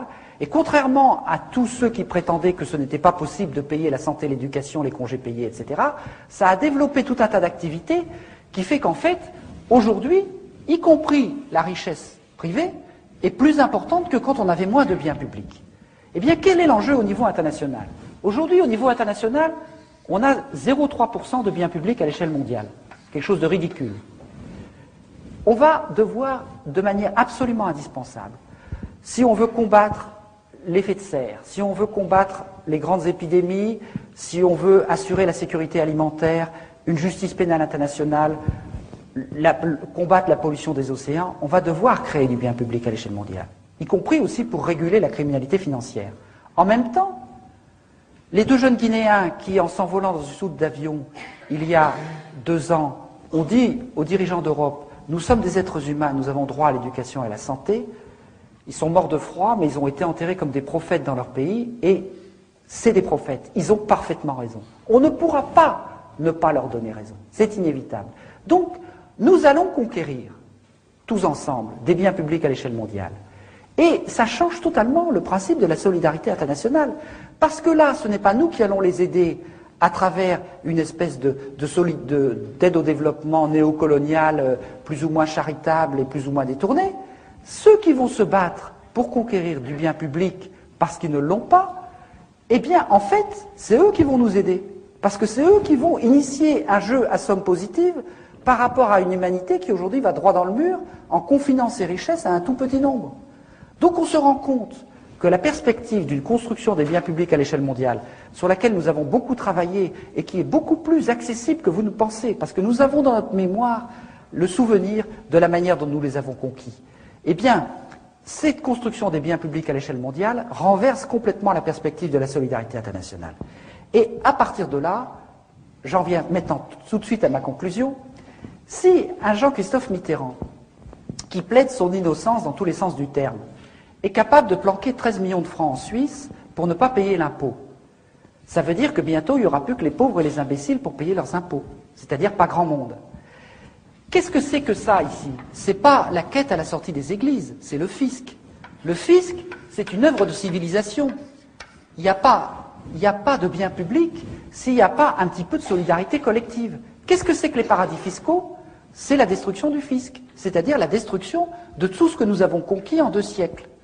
Donc vous voyez aujourd'hui clairement que les paradis fiscaux, ce n'est pas seulement par là que s'en va tout le sang et toute la richesse de l'Afrique, c'est aussi par là qu'est en train de se détruire tout ce que nous avons conquis de notre côté. Et par conséquent, pour ceux qui avaient un petit peu perdu leur boussole en matière militante, nous savons maintenant clairement ce que nous ne voulons et ce que nous ne voulons pas. Si nous voulons des biens de civilisation, c'est-à-dire des biens publics, eh bien, en même temps, nous savons que nous devons combattre ce qui les détruit, c'est-à-dire la criminalité financière.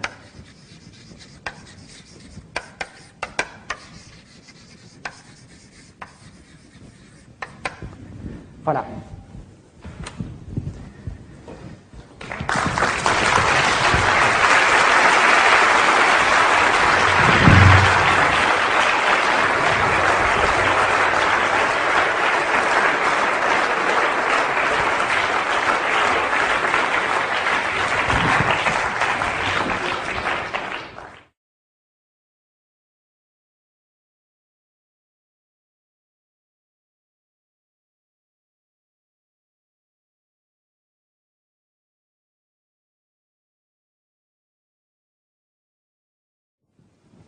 Bon, je vais d'abord répondre à ces 2 questions parce qu'elles sont importantes et elles vont ensemble.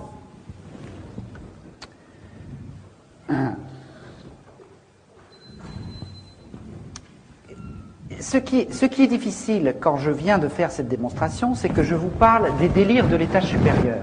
Mais il y a encore beaucoup de gens qui se battent à ce niveau-là. Il y a encore des juges intègres, il y a encore des journalistes honnêtes, etc., etc. Il y a un certain nombre de gens qui ne sont pas totalement hors des règles du jeu. Même si par rapport à la justice et au droit, pour dire les choses autrement, la démocratie, c'est d'abord la capillarisation des contre-pouvoirs, c'est-à-dire le fait qu'à cet étage-là, un certain nombre de gens défendent les règles du jeu contre des gens qui les méprisent. Et évidemment, si les contre-pouvoirs disparaissent, il n'y a plus de démocratie. Or aujourd'hui, ce que j'explique dans mon dernier livre Noir Chirac, c'est que Chirac a partie liée totalement avec ceux qui sont en train de verrouiller très rapidement 2 des contre-pouvoirs majeurs qu'il y a en France, c'est-à-dire la justice et les médias, la haute hiérarchie judiciaire et la propriété progressive d'un certain nombre de médias, l'un des derniers épisodes étant le Figaro, conquis par Serge Dassault, l'héritier du lobby militaro-industriel, mais c'est pas fini. Donc on voit bien que à la fois, aujourd'hui, on assiste à des choses qui donnent un espoir formidable.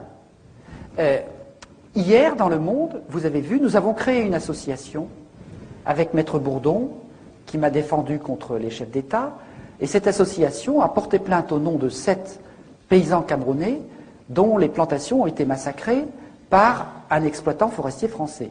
C'est et en fait, on en a tout à fait le droit, puisque Rougier est de droit français. Et par conséquent, nous avons créé une association pour porter les plaintes des gens qui sont victimes au Sud des sociétés françaises. Et c'est tout à fait possible. Mais il y a beaucoup d'autres choses dans le même genre. Pour la première fois, un trafic d'armes a été dénoncé par un petit juge, comme on dit. Qu'est-ce qui est en train de se passer? Il y a 40 ans, Maître Jacques Vergès inventait la stratégie de rupture pour défendre les Algériens colonisés qui se battaient pour leur indépendance en disant « Nous contestons radicalement la justice française ». 40 ans plus tard, Maître Vergès a changé de camp et avec les avocats des puissants, il est obligé d'inventer une stratégie de rupture pour essayer de déstabiliser les juges, Courroy, Van Humbeck ou les autres, qui sont en train de combattre les puissants. C'est quand même étonnant, c'est un signe d'espoir, ça. Quelque part, la justice aurait-elle commencé à changer de camp? Mais je pourrais vous donner des tas d'exemples. Il y a aujourd'hui tout un tas de procédures contre Sassou Nguesso, contre un certain nombre de dictateurs africains qui sont en train de naître à partir comment dire, des lois internationales sur les crimes contre l'humanité, des lois de compétences universelles, etc.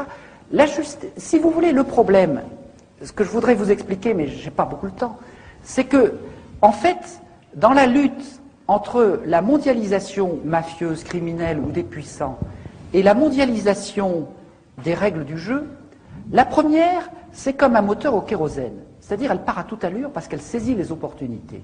Et en fait, les gens comme vous et moi, les gens de la société civile qui se battent pour défendre un certain nombre de choses, c'est comme un moteur au diesel. Ils démarrent avec un temps de retard, ils attendent de s'apercevoir que c'est insupportable pour réagir. Mais rassurez-vous, dans l'histoire, les moteurs au diesel vont beaucoup plus loin que les moteurs au kérosène. C'est-à-dire que quelque part, ils commencent à comprendre, et je pourrais vous donner des milliers d'exemples, ils commencent à saisir les mécanismes, et à ce moment-là, la situation se retourne. Regardez tout ce qui s'est passé autour des paradis fiscaux.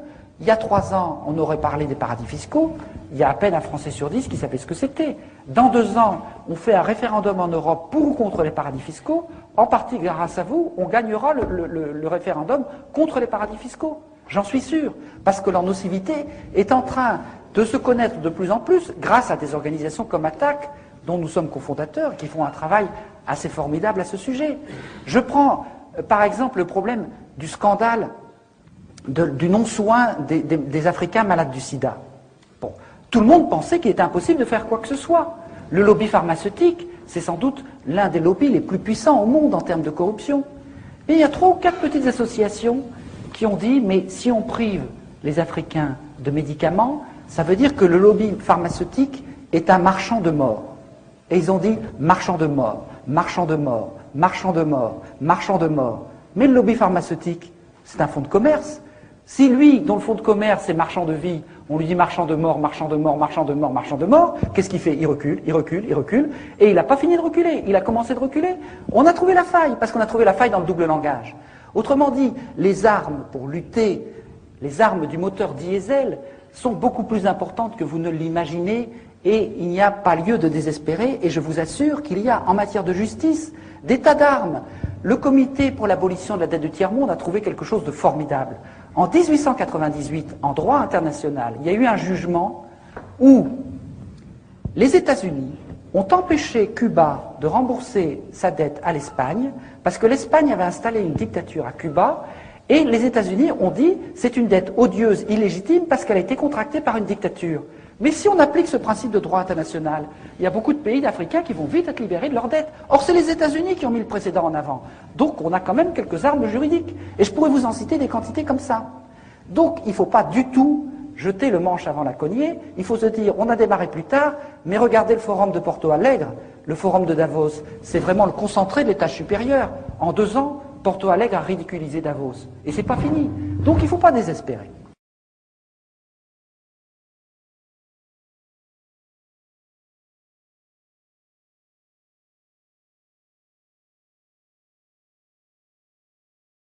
Ben, je vais d'abord répondre à ces 2 questions parce que c'est plus facile en s'en souvenant. D'où vient l'information? L'information, elle est accessible. Même les services secrets vous disent qu'il y a 90% de l'information qui vient des sources ouvertes. Il suffit de faire un travail de chercheur d'or, de dépouiller l'ensemble de la presse française et étrangère. Alors la presse française, il y a une bonne partie des informations, mais vous savez, c'est comme certains poissons dont raffolent les Japonais. Quand vous connaissez bien les désinformateurs, c'est souvent là qu'il y a la meilleure information. Donc il suffit d'isoler le poison et on trouve un certain nombre de choses. Donc vous avez toute la presse française, toute la presse étrangère qui n'a pas du tout les mêmes biais que la presse française, Enfin, pas toujours. Et puis, on peut se constituer au fur et à mesure un certain nombre d'amis à travers le monde, journalistes, experts, défenseurs des droits de l'homme. Et enfin, depuis 10 ans, il y a des milliers d'Africains qui sont venus nous dire ce qui se passait chez eux et qui ne pouvaient pas publier. Et quand on croise ces 4 sources, on arrive à se faire une idée assez précise quand même de la situation. Sur les causes internes, vous avez tout à fait raison d'évoquer ça parce que j'étais tellement pressé d'arriver à la fin que j'ai oublié une précaution oratoire que j'utilise chaque fois, c'est de dire que je n'allais pas beaucoup parler des causes de la responsabilité des Africains dans cette situation, non pas qu'elle ne soit pas aussi importante, mais parce qu'on vous en parle tout le temps, et qu'il me semblait utile de faire l'information sur dont on ne vous parle pas, c'est-à-dire les responsabilités de l'extérieur. Mais ce serait évidemment une forme de néocolonialisme à l'envers que de dire que les Africains n'ont pas une part importante dans cette situation. Alors, à ce propos, je voudrais dénoncer 2 armes extrêmement importantes, 2 armes idéologiques très importantes du néocolonialisme en Afrique.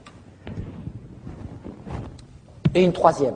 La troisième, c'est le mépris, mais j'en ai déjà parlé.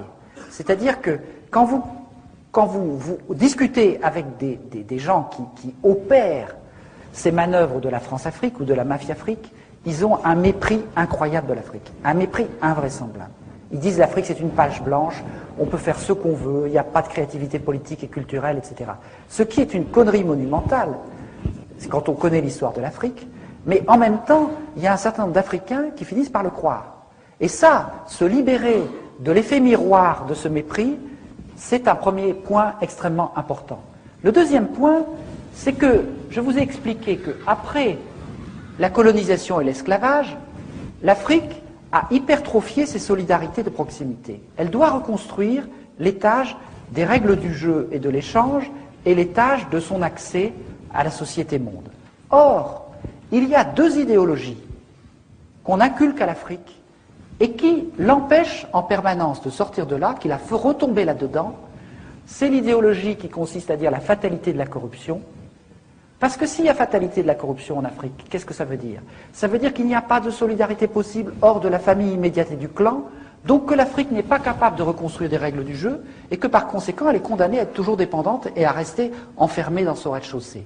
Or, il y a tout un tas de gens qui vous disent « la corruption, c'est pas grave, c'est naturel, etc. etc. » Vous savez très bien que quand je dirais, ce que l'Afrique a de valeur et de tradition, ce n'est pas le pillage, le mensonge, etc. On apprend autre chose. Mais après ça, on vous dit « vous ne pouvez pas fonctionner à l'étage supérieur sans la corruption ».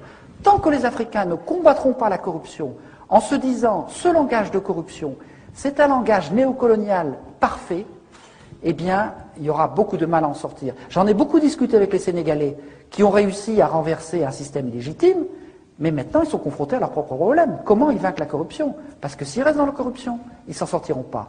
Et le deuxième langage idéologique, c'est le langage de l'ethnisme. On vous dit, vous ne pouvez pas fonctionner en dehors des solidarités ethniques.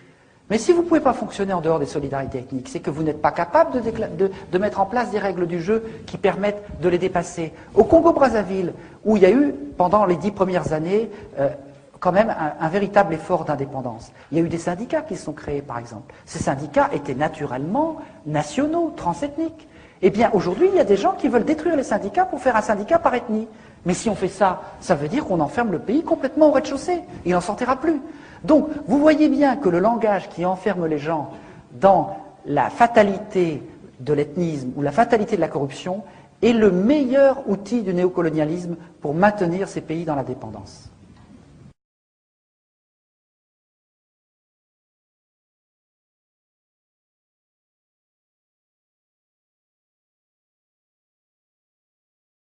Alors, sur le lien, ce lien, je le fais dans le dernier ouvrage Noir Chirac, justement, le lien entre l'approche de Dominique Lorenz et l'approche de la France-Afrique. C'est en fait le lien des stratégies de la guerre froide. Mais je n'ai pas le temps de développer ici. Disons que je préfère vous inviter à le lire parce que ce serait trop long. Je mets 100 pages à expliquer tout ça, donc ce serait vraiment trop long. Mais ce que je décris pour le pétrole est vrai de toutes les matières premières. C'est vrai du scandale abominable de la destruction des forêts équatoriales, c'est vrai des diamants, bien sûr, c'est vrai de l'uranium, c'est vrai du cacao, c'est vrai de... je ne sais pas, moi, j'en oublie.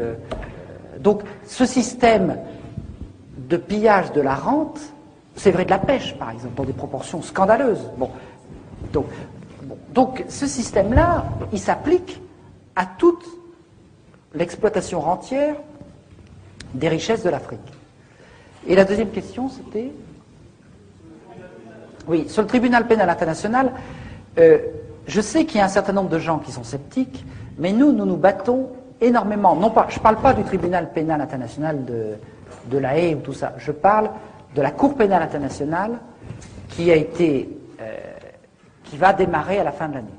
Bon. Il faut savoir quand même, en termes de biens publics, c'est quelque chose d'essentiel. Quand il y a eu, en 1945, la réaction du monde entier après le génocide des Juifs, plus jamais ça, les pays ont été obligés de réunir la Convention de Genève contre le génocide. Et en même temps qu'ils mettaient en place cette Convention de Genève contre le génocide, ils envoyaient leurs meilleurs juristes pour la rendre inapplicable.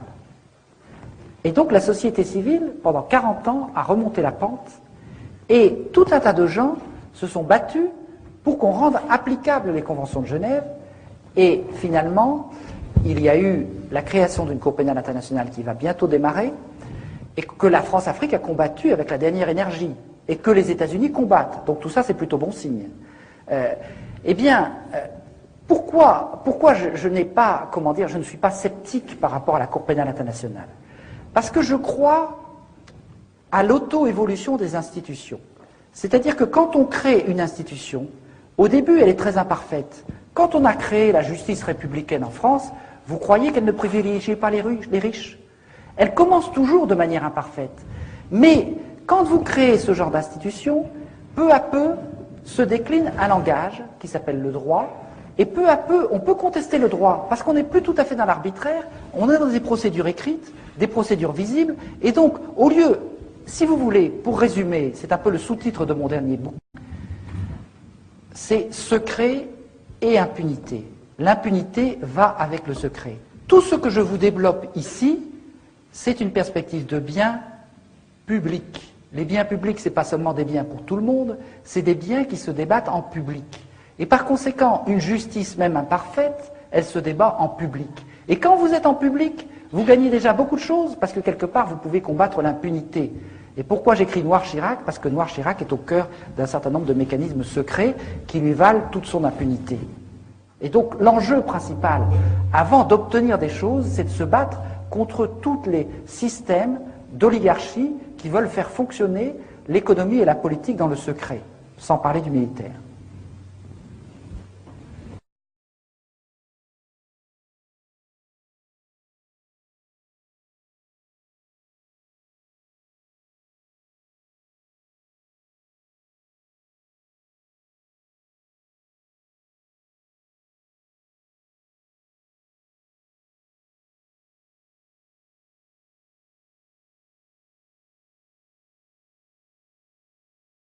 Alors je voudrais vous dire que je suis entièrement d'accord avec tout ce que vous avez dit. Tout ce que vous dites, c'est exactement le même constat que nous faisons. Je constate, je crois que vous êtes un peu plus de 200 aujourd'hui. Il y a 3 ou 4 ans, il y aurait eu 15 personnes. Si vous voulez, nous devons vaincre en France quelque chose de terrible. Les Français n'ont pas plus envie de savoir les crimes qui ont été commis par la France en Afrique, des crimes abominables depuis 100 ans, que les Autrichiens de savoir qu'il y avait proportionnellement plus de nazis en Autriche qu'en Allemagne. C'est-à-dire que, quelque part, il y a une protection extraordinaire de l'ensemble des médias, de la classe politique, mais aussi des citoyens contre les mauvaises nouvelles. Je suis en train de vous apprendre des mauvaises nouvelles. Et dans un premier temps, ça fait mal d'apprendre des mauvaises nouvelles. Après ça, on a envie de se battre. Mais personne n'a envie de franchir cette étape. Donc, nous avons dû lutter pendant 10 ans contre une résistance sourde de tout un tas de gens qui voulaient dire tout ça, ça n'existe pas. Nous avons été capables d'imposer le concept France-Afrique. Aussitôt, quelques journalistes bien payés ont été envoyés dans les journaux pour dire la France-Afrique c'est fini depuis 5 ans ou 10 ans. De même que Chirac vous dit en 1995, les financements politiques c'est fini depuis 1990, en 2000 il vous dit c'est fini depuis 1995, et en 2005 il vous dira c'est fini depuis 2000. Bon, eh bien on vous dit la France-Afrique c'est fini, alors que ça dure plus que jamais. Mais ce que je remarque, c'est quand même qu'il y a de plus en plus de gens qui ont envie de savoir et qui commencent à sentir, comme vous le disiez très bien, que ce n'est pas seulement le malheur des Africains qui est en train de se faire, c'est notre propre malheur. Comment pensons-nous que par rapport à un continent qui va bientôt compter 1 milliard d'habitants, nous pourrons avoir des relations pacifiques si nous continuons de vendre à l'Afrique ce que nous avons de pire en termes de voyoucratie? Bon, je crois que c'est de l'ordre de l'évidence.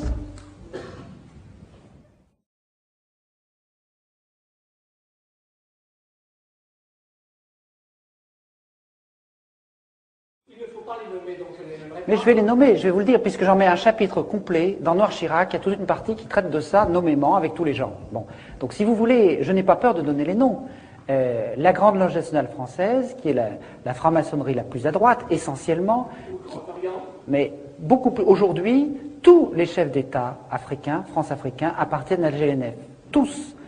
Tous les dictateurs. Certains firent ça aussi au Grand Orient, oui, avec Christian Mouchy, tout à fait. Mais ils sont tous passés à la GLNF. Et de même que les principaux responsables des services secrets, de même que les généraux qui commandent les anciennes troupes coloniales, de même que le lobby, une grande partie des gens qui dirigent le lobby pétrolier, et les 3 chefs d'État qui m'ont fait un procès, Omar Bongo, Sassou Nguesso, Idriss Déby, Arkady Guédamac, dont j'ai parlé tout à l'heure, qui me fait un procès qui est un haut dignitaire de la GLNF, tout l'état-major de TF1, une grande partie de la presse régionale, etc., etc., font partie de ces réseaux d'initiés dont j'explique dans Noir Chirac qu'ils ont été constitués dans le cadre de la guerre froide. C'est-à-dire que quand il a fallu mettre en place des moyens de combattre le risque soviétique, il y a eu un service secret dans le service secret de la CIA qui s'est créé et qui a décidé de créer une sorte de chevalerie.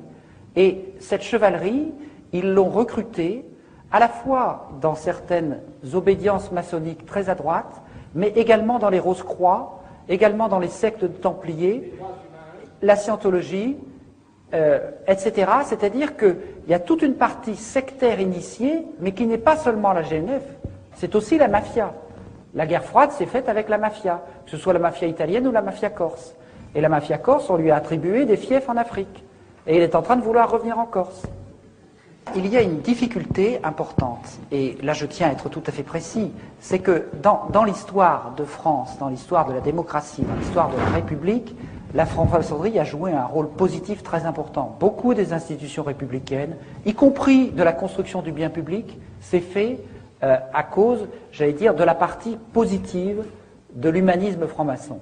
Or, ce que j'explique dans Noir Chirac, c'est que en fait, comme il y a une partie secrète et initiatique, c'est une tentation extraordinaire pour les services secrets de tenter de dévoyer cette partie-là pour faire le secret du secret. Et c'est comme ça que dans l'histoire de la franc-maçonnerie, très souvent, il y a eu des responsables des services secrets qui sont devenus grands maîtres. Il y a eu Barouin, il y a eu récemment Guglielmi, etc., etc. Et comme vous l'expliquez, l'ancien patron de la DGSE, M. Marion, a dénoncé un système... Excusez-moi, monsieur.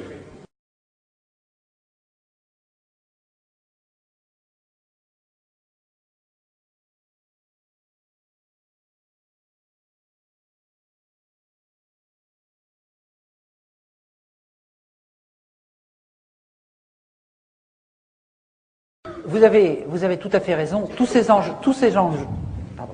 enjeux sont profondément liés. Et nous avons créé, il y a 1 an et demi, une association qui s'appelle Bien Public à l'échelle mondiale, qui a fait un travail pluridisciplinaire tout à fait remarquable pour montrer comment, ce que je vous expliquais au début, dans notre mémoire de l'humanité, on sait qu'on est capable de conquérir du bien public par un espèce de moteur à 3 temps. C'est-à-dire qu'on démarre par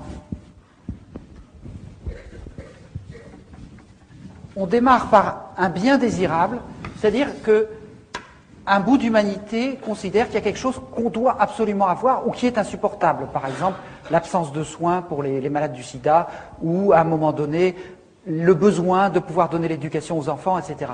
Il y a un bien désirable. Et à ce moment-là, il y a un mouvement désirant qui se constitue pour le réclamer. Ce mouvement désirant, il est constitué à la fois des gens qui n'ont pas ce bien, et puis d'un certain nombre de gens qui disent oui, ce serait bien qu'il y ait ce bien.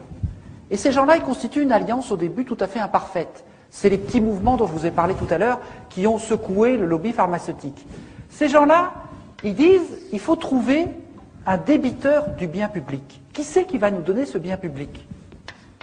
Alors, dans un premier temps, dans notre histoire, mais c'est encore vrai aujourd'hui, tous les débiteurs, ils disent c'est pas moi, c'est l'autre. J'ai pas les moyens.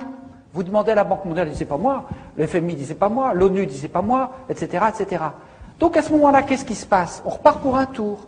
Le bien devient de plus en plus désirable parce qu'il n'est toujours pas là et les gens le veulent. Le mouvement désirant, il commence à trouver des astuces, des failles juridiques, politiques, etc., etc. Et puis, il commence à tailler des croupières aux débiteurs qui n'en veulent pas. Ça repart 3-4 tours comme ça. Et puis finalement, à un moment donné, le mouvement désirant, il coince un débiteur. Le débiteur, il peut toujours pas, mais le mouvement, il est tel qu'on va lui en donner les moyens. Quand, au bout d'un long processus, on a dit il faut la santé, il faut la sécurité sociale elle n'avait pas les moyens, mais comme on lui a dit c'est vous la sécurité sociale qui allez le faire, on lui a donné les moyens. Donc tous ceux qui prétendent qu'on ne peut pas conquérir les biens publics parce qu'il n'y a pas de débiteur qui ait les moyens se trompent, parce qu'en fait, le débiteur a les moyens le jour où le mouvement désirant est devenu assez fort pour les lui donner. Et donc, c'est exactement ce type de travail que nous sommes en train de faire, et nous sommes en train d'ouvrir 5 chantiers sur les questions du climat, les questions de la santé, justement, les questions de la justice pénale internationale, les questions du droit maritime, la circulation des mers, et les questions de l'accès au crédit et de la monnaie, parce que la monnaie est un bien public, quand on voit la manière dont aujourd'hui elle est mise entre des circuits criminels. Et par conséquent, ce qui nous apparaît maintenant, c'est qu'en fait, tous ces combats, comme vous le disiez tout à l'heure, ils ont la même cible. Que ce soit les problèmes de farine animale, que ce soit les problèmes du lobby pétrolier qui refuse de lutter contre l'effet de serre, que ce soit les problèmes de destruction des forêts, c'est toujours la criminalité financière et la dérégulation qui est derrière. Et par conséquent, on peut tout à fait mener des combats communs.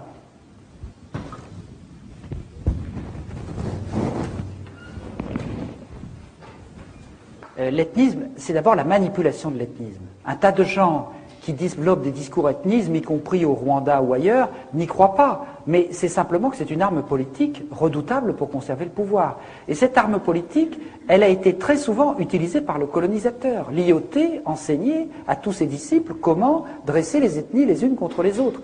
Donc l'ethnisme, c'est d'abord une manipulation, très souvent. C'est une manipulation pour obtenir le pouvoir. Mais d'autre part, le découpage des frontières a été aussi une manipulation ethnique. C'est-à-dire le fait que ces frontières soient mal taillées, c'était également pour rendre ces pays ingouvernables. Mais en même temps, si vous vous souvenez de tous les leaders indépendantistes du début, ils étaient tous panafricains. Et aujourd'hui encore, les plus éminents esprits qui se battent contre ces problèmes, avec lesquels on peut rencontrer, discuter, ils sont tous persuadés qu'il n'y a pas d'avenir en dehors du panafricanisme, ou tout au moins d'un débordement considérable des petits pays qui ont été créés pour être invivables par le colonisateur. Si vous regardez le début de l'histoire, les Olympio, les Kwame Nkrumah, les Umniobe, etc., tous ces gens-là, ils étaient panafricanistes, et c'est Focard qui s'est battu avec Oufouette pour diviser ces pays en tout petits morceaux. Donc, aujourd'hui, quand vous voyez que dans un élan de sagesse inattendu, l'ensemble des pays d'Afrique de l'Ouest, anglophones et francophones, ont décidé de créer une monnaie commune, Focard doit se retourner dans sa tombe.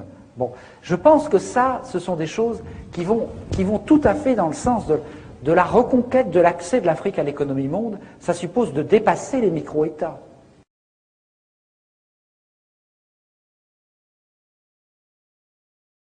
Mais justement, si vous voulez, c'est tout l'enjeu, et je voudrais finir par ça, c'est que aujourd'hui,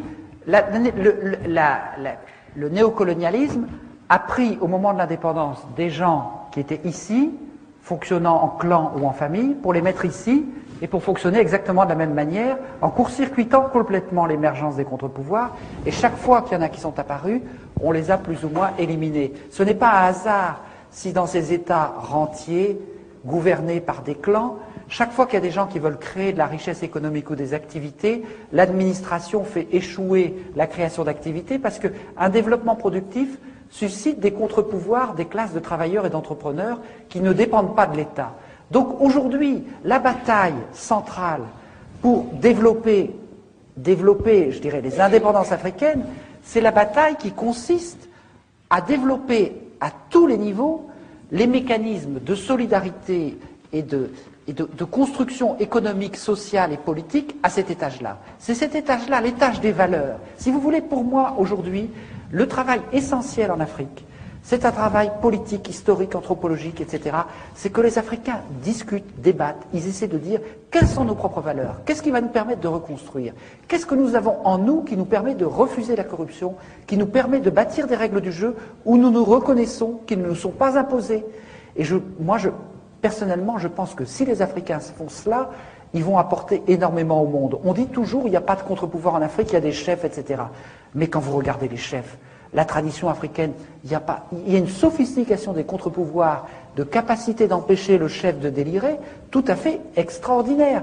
Pour moi, il y a autant de réserves d'inventivité politique dans les traditions africaines qu'il n'y a de réserve pour les médicaments du futur au XXIe siècle dans les forêts africaines.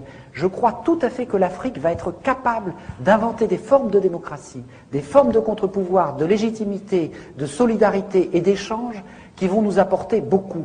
Mais pour qu'elle y arrive, la première condition, c'est qu'elle ait confiance en elle-même. Ça, c'est un ballon, ça ne fonctionne qu'en la confiance. Si les Africains n'ont pas confiance en eux-mêmes, ils ne seront pas capables de déployer tout ce qu'ils ont et qui vont leur permettre de construire ces étages dont ils ont montré dans le passé qu'ils étaient parfaitement capables de les construire.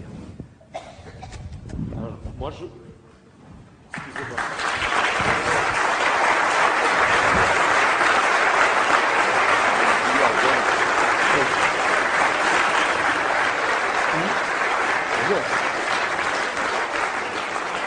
Oui, je voudrais simplement, pour terminer aussi, féliciter une maison marseillaise, Agone, qui s'est lancée dans la publication très courageuse des dossiers noirs, car il faut un certain culot pour publier cette littérature.